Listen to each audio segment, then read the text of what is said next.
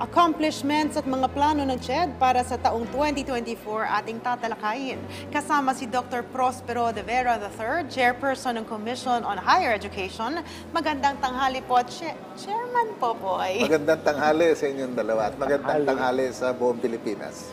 Okay, sir, alam naman po natin na malaki ang significant achievement ng CHED sa taong ito. Maaari niyo po ibahagi sa amin ang ilan sa mga nagawa ng komisyon para sa mas inclusive at equitable public university admissions ngayong taon, sir?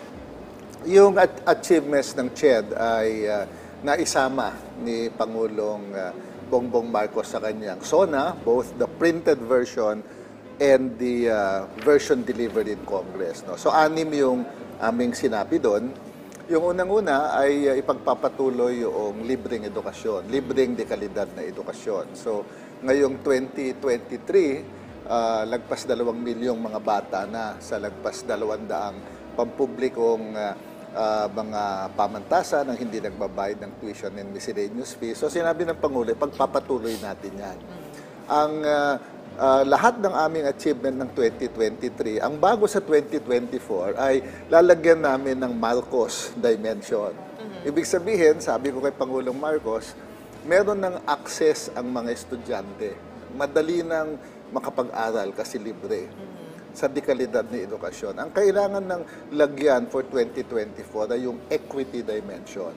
Ang ibig sabihin, consciously hahanapan natin sa ating mga pamantasan ang kanilang mga programa para pataasin yung bilang at saka porsyento ng mga tinatanggap na estudyante na galing sa mahihirap na pamilya, mga anak ng indigenous communities, yung mga galing sa mga mahirap na lugar. So yan yung equity.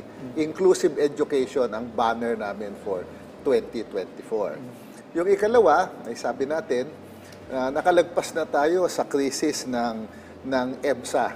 Finally, after 17 years sa pamumuno ng Pangulong Marcos at sa trabaho ng government agencies, sinabi na ng EU, tatanggapin namin for another 10 years yung certification na binibigay nyo sa ating mga seafarers. Yan yung magandang balita. Ang utos ng Pangulo ay i-fast track yung implementation ng ating mga commitment na gagawin. Kasi nag-commit tayo sa EMSA na lahat ng 83 universities and colleges offering maritime program, i-inspectionin uli natin ngayong taon na ito para siguruhin na compliant. At kung kailangan, ipapasa na natin yung mga hindi compliant na programa. Ang hiningi natin sa EMSA ay 3 taon.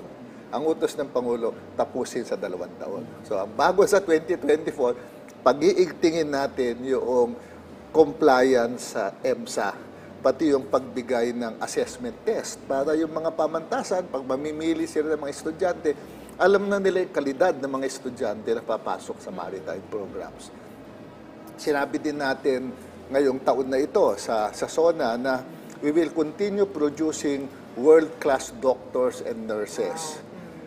Yung doktor para sa bayan, nung ako'y naupo sa CHED, 8 lang ang mga public universities na may medical program. Ngayon ay 19 na. And out of the 19, actually 8 was approved during the first year of the Marcos administration. So, anong gagawin natin yung susunod na taon? Nagtatarget tayo ng magbukas pa ng 4 to 5 additional medical schools. Wow. Para dumami yung mga pamantasan na pwede mag-aral ng libre ang mga bata, dumami ang mga gagraduate na magsaserve sa underserved area. So, ang 2024 natin ay ipagpatuloy at padamihin ang mga public universities offering medical programs at we're signing contracts also with private schools with medical programs. Para yung scholarship pwedeng ibigay din sa private schools. May return service yun, syempre. No? So, padadamihin natin yung mga eskwelahan para dumami. No? Pagdating sa nursing, inutusan tayo ng Pangulo nitong 2023 na i-address yung nursing shortage. Naglatag na tayo ng long-term, medium-term, tsaka immediate programs para sa nursing shortage. Ang tututukan natin ngayong 2024, yung bibigyan ng review class, yung mga employed na sa mga hospital na underboard. Ito yung mga nakatapos na ng nursing, nagka-hospital training na sa kinasamang palad ay hindi nakapasa ng licensure, minomobilize natin yung top nursing schools to partner with the hospitals para magbigay ng dekalidad na review program. So we will start it first quarter of 2024. We're targeting the first batch to take the nursing exams in November. So yan yung 2024 program natin. Ganon din yung mga bagong programa na skills-oriented na itinutulak natin, kasama ng aircraft maintenance, avionics. Ngayong 2024, tututukan natin yung animation. Pinagdudugtong natin yung magagaling na Philippine schools with the top universities in the world to produce world-class animators. So meron tayong project with iAcademy, with De La Salle Binil in 2024. At yung panghuli, ang sinabi natin sa Pangulo, padami ng padami ang mga Philippine universities na world-ranked.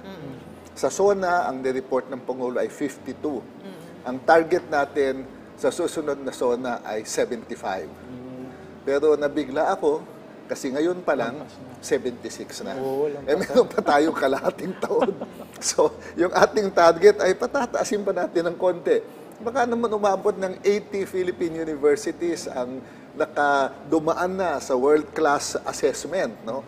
So yan yung continuation. So in short, ang 2024 is building upon the gains achieved during the first year of the Marcos administration on different areas. Yes. Yun ang aming kuwang. Pero meron din kami mga bago na hindi namin ginawa noong 2023 pero gagawin sa 2024, no? Sisiguruhin natin na lahat ng degree programs ng mga universities ay world-class or up to standards, requiring all of them to have certificate of program compliance, qualified faculty, good curriculum, necessary facilities. Pero ang malaking balita ngayong 2024, dahil naayos na natin ang maritime education, ang isang problem area natin, teacher education. Diba? Maputok yan, mainit yung isyong yan. Nabigla ako dahil meron tayong mga pamantasan na halos walang pumapasa ng mga graduates sa LET.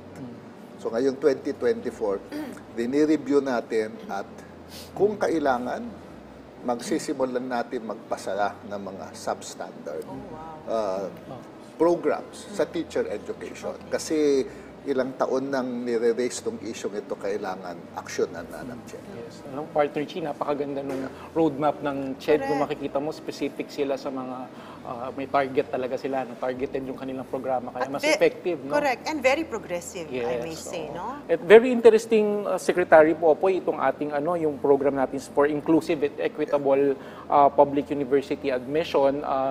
Sa inyong mga hakbang po, kamusta na po ang bilang ng mga admissions nyo sa state universities, sa mga marginalized sectors po ngayong taong 2023? Napakadagal na pong issue ito, Secretary Popoy. Sa UP po, kung matatandaan nyo, talagang nagkaroon na tayo dyan ng affirmative action dati, pero ngayon nakikita po natin, mga nakakotse po ang mga estudyante ng UP. Ano pong plano dito ng May maganda at masamang balita.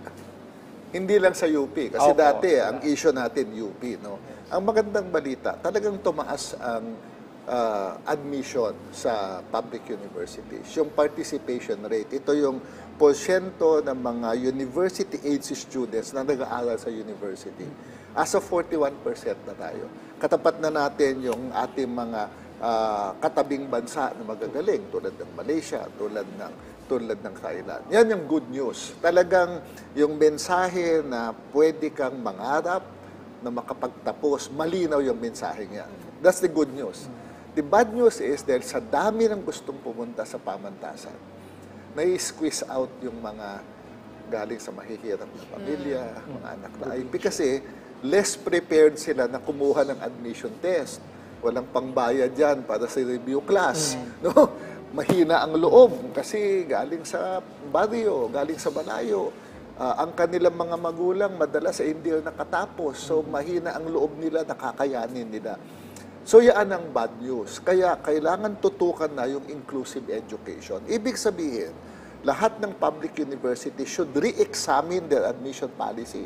Ito yung nag-a-apply, ito yung natatanggap. Sino yung natatanggap? And slowly increase the percentage and number of students admitted from poor families, etc. Katuwang natin dyan ang DSWD dahil nasa kanilang listahanan. Alam natin kung sino mahirap. Katuwang natin ang DepEd kasi galing sila sa senior high. So, madami pwedeng gawin ng mga pamantasan. Very simple. I-identify nila ano yung mga public school na nakakapagpadala ng estudyante sa kanila na pumapasok at ilan na nakakapasok yan. Pag nakita nilang mahina, i-target nila yung public school na yon. Puntahan nila, mag-sign tayo ng MOA with DepEd. Pwede silang magbigay ng libreng review classes. Sa career day, pwedeng magpunta ang pamantasan at palakasin ng loob ng mga bata.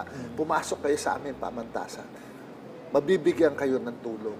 Minsan, lakas ng loob lang ang kailangan sa mga bata, lalo sa mga liblib na lugar. Kasi mahina ang loob niyan dahil pati mga kapitbahay nila hindi na nakapag-aral. So para sa kanila, normal na hindi makapag-aral. We have to convince them that they can get free education. So pipirma tayo ng agreement with CHED. Nakuha na namin ang listahan ng 3.0 galing sa DSWD. Alam na natin kung sino yung makakapasok. Once na nakapasok, tututukan natin na sila ay makapagtapos. Ibig sabihin, saan ba sila nahihirapan? Baka kailangan nila na additional tutorial. Kung may pondo ang pamantasan, baka naman pwedeng magbigay ng libreng pananghalian para sa mga bata. Kailangan i-organize natin yung mga nakapasok na galing sa listahanan, galing sa mahihirap na pamilya, at tulungan at gabayan sila para makatapos sila. Kasi meron namang resources ang government na tulungan sila pag nasa university na sila. Ang problema, pag hindi sila nakapasa ng admission. Kasi ang UP, siyempre, notorious ang UP sa baba. Pero pati yung ibang magagaling na public university ngayon, ang PUP, 15 to 20% na lang ang nakakapasok galing sa mga mahihirap. Yung top universities, all less than 50%. So yan ang ating bagong battle cry ng 2024. Inclusive education, equity. So this administration will be known as the Equity Administration, the president who made it possible for the marginalized groups to enter the mainstream. Yan ang ating battle cry starting 2024. So meron na tayong ongoing research, Region 1, Region 8, Region 12. Pinag-aaralan na yung mga pamantasan doon. And based on what they find out, this will now change the admission policies, retention policies ng mga eskwela. Okay. Napakagandang proyekto yun, Yes. Partner Chi, especially kasi yung free education talagang yung beneficiaries niyan dapat yung mahihirap talaga. No, so makakasama niyo po ang DSWD dyan, Secretary Oo, Popoy. nagpapasalamat kami kay Secretary Rex kasi isang sulat ko lang. Yung listahan na nasa amin agad. So, alam na namin kung sino ang dapat tulungan ng pamahalaan. Very quick ang response ng DSWD. And I'd like to thank Secretary Gatchalian for that. At maganda na natutukoy natin yung loophole doon sa papunta doon, dahil at least nagagawa ng paraan ng CHED right away. Pero Secretary Popoy, no, mabalikan natin yung maritime program na na-mention niyo po kanina. I believe meron ng achievement na nakamit ngayon ang CHED dahil sa pagkilala ng European Commission, yung Seafarers Training and Certification natin. Ano po yung mga achievements ng CHED in compliance with the European Maritime Safety Agency? Well, ang achievement natin ay ang hindi natutukan ng 17 taon, tinutukan ng administrasyon ito at I believe natuldukan. nagka-problema a few years ago. 2006 pa ang non-compliance. Every administration, every year, government tries, but it is not acceptable to EU and EMSA. We made very drastic actions, both CHED and Marina, para once and for all, ipakita natin sa EU, seryoso kami. Ang dyan, ang talagang nakatulong, personal na nagpunta ang Pangulo sa Brussels. Kinausap niya ang EU, kinausap niya ang seafarers. Sinabi niya sa kanila na seryoso kami dito. I think that is the crucial element that was missing previously. Kasi wala pang Philippine President na nagpupunta doon at nagsasabing, seryoso kami. Ito lang. O kaya nangyari. No? So that is the biggest achievement.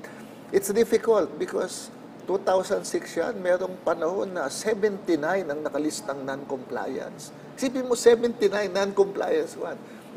Nung papatapos na, umunti ng umti hanggang finally sinabi natin, unang-una, moratorium on maritime programs. Habang ini-evaluate lahat ng schools, walang papayagang magbukas ng bagong maritime program. For 5 years. linisin muna natin lahat ng problema, and then we decide on the fourth year, do we need more schools? Baka naman sapat na yung number of schools na ino-offer. That has never been done, yung moratorium. Ginawa natin yan, very decisive. Sabi natin, i-evaluate natin all over again, lahat ng 83 schools. Uulitin natin ang evaluation. So very decisive yung ating action. Ang kinaiba lang, nung nireport namin kay Pangulo to, nung sinabi namin 3 years ang pinangako natin sa EMSA, ang sagot ni Pangulo, make it 2 years. Kaya ngayon, kakanda problema ang Marina, ang CHED at Coast Guard kasi yung timetable ay paiiksiin ng mas maiksi. Gusto ng Pangulo, yung global standards nandoon para we will remain the nation of choice for recruitment of seafarers.